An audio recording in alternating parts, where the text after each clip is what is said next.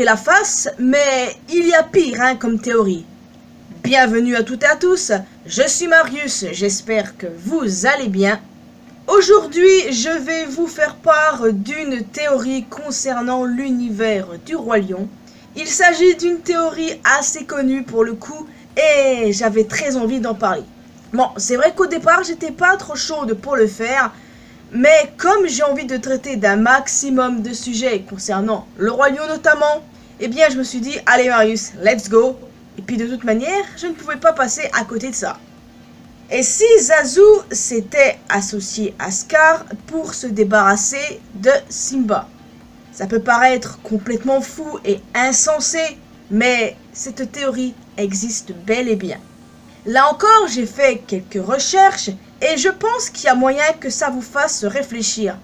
En tout cas, moi je peux vous dire que j'ai quand même pas mal réfléchi, comme ça a été le cas pour la théorie sur Gothel et la méchante reine. Dans le Roi Lion, Zazu est un Kalao, conseiller de confiance du roi Mufasa, et un peu le punching ball de tout le monde, faut l'avouer. Cependant, d'après cette théorie, Zazu serait un traître.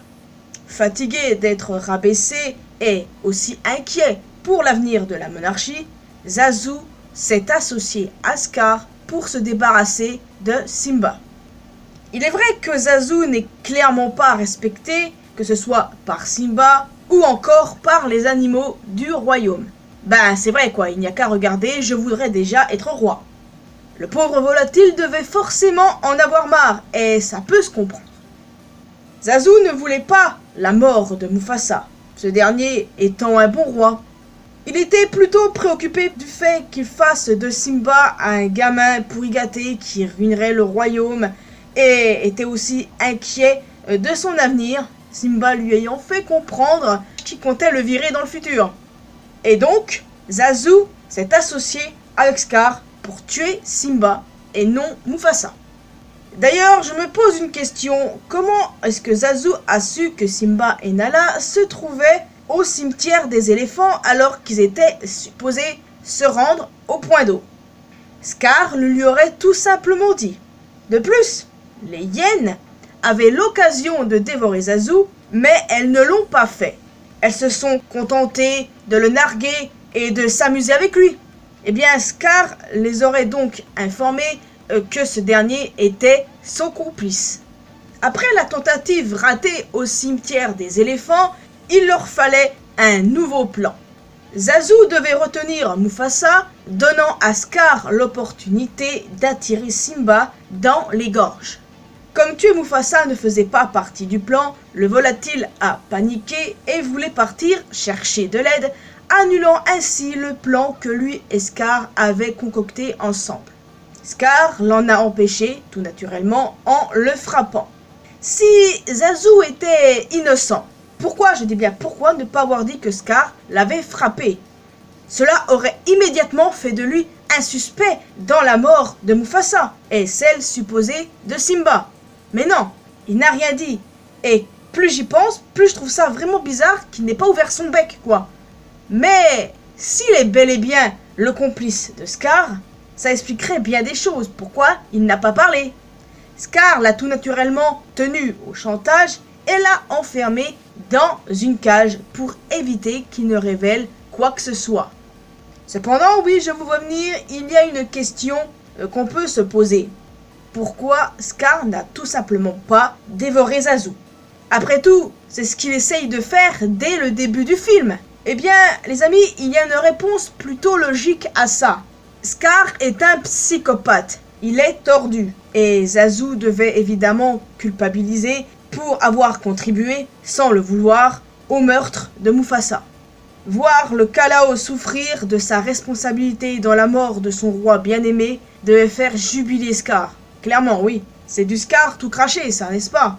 Le chant agonisant de Zazu ne serait pas uniquement dû au désespoir de la mort de Mufasa, mais aussi par rapport à sa responsabilité dans cette mort.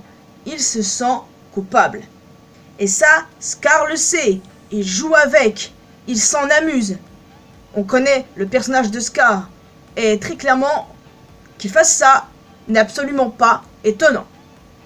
Je vais peut-être vous apprendre un truc, en tout cas moi, quand j'ai trouvé ça, j'étais vachement surprise et étonnée. Figurez-vous que dans la version norvégienne de Soyez prête, Scar mentionne des agents d'infiltration.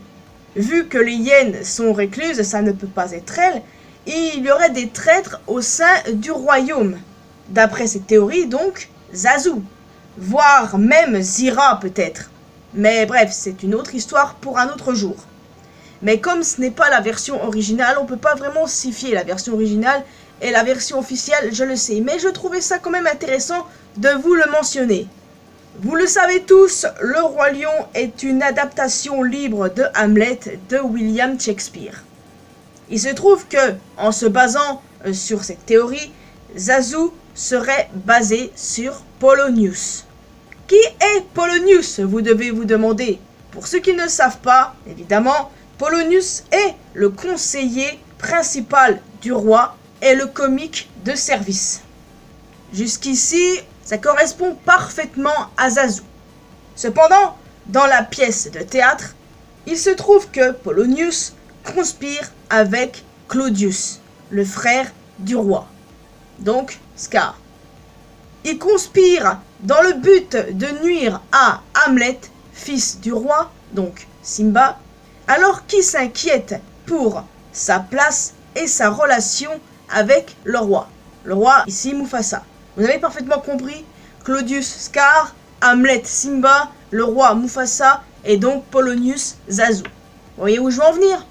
Bon, il est vrai que dans la pièce, Polonius se fait tuer par Hamlet, mais bon, de toute façon, tout le monde meurt dans Hamlet. Claudius, Hamlet, tout le monde. Donc voilà. Qu'est-ce qu'il vous faut de plus, les amis? Zazu est un traître qui n'a jamais reçu de punition. Cette théorie marche toujours avec Le Roi Lion 2 et la série du coup, où Zazu essaierait de se racheter. Il s'en voudrait énormément pour tout ça. Mais est-ce que ça le rachèterait totalement d'avoir voulu tuer tout de même un lionceau?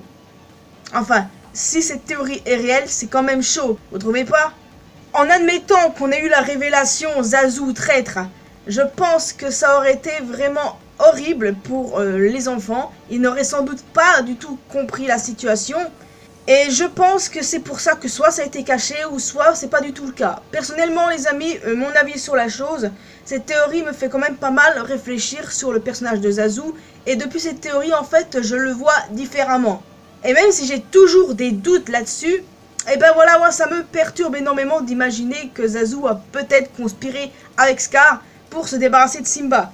C'est vrai que Simba, enfant, n'était pas du tout tendre avec Zazu. On peut comprendre que le volatile en a eu marre. On le comprend tout à fait là-dessus. Mais s'allier tout de même avec Scar, le conspirateur de service, Zazu a cru naïvement qu'ils avaient le but commun de se débarrasser de Simba et ne se doutait pas une seule seconde qu'ils prévoyaient aussi de se débarrasser de Mufasa dans la foulée.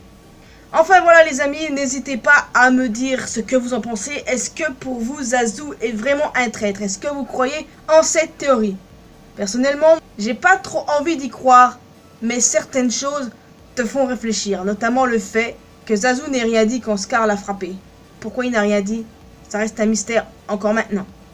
Donc voilà les amis, vous pouvez laisser un petit pouce bleu, un commentaire pour me donner votre opinion sur cette théorie. Vous pouvez aussi me rejoindre sur mes réseaux sociaux, Facebook, Twitter et Instagram. N'hésitez pas à rejoindre la communauté mariusienne sur Discord. On peut parler de cette théorie si vous le souhaitez. J'ai hâte d'avoir votre opinion là-dessus. Et surtout, le plus important, n'hésitez pas à vous abonner à cette chaîne et aussi à ma chaîne secondaire pour que l'on puisse se retrouver dans une prochaine vidéo. À bientôt!